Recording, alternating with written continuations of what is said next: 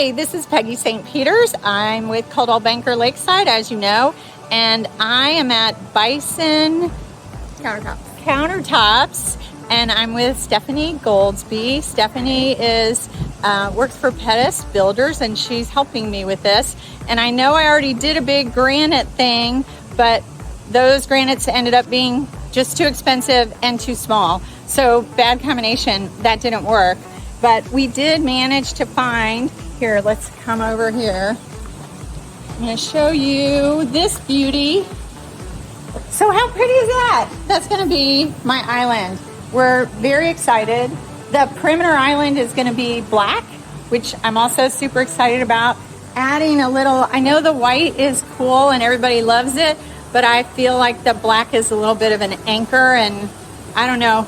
I've seen it in houses for years and years and years, and I think it's a good classic. So can't really go wrong with black and white. Stephanie says black is the tuxedo. That's right. Like a classic tuxedo. A classic. So anyway, there we go.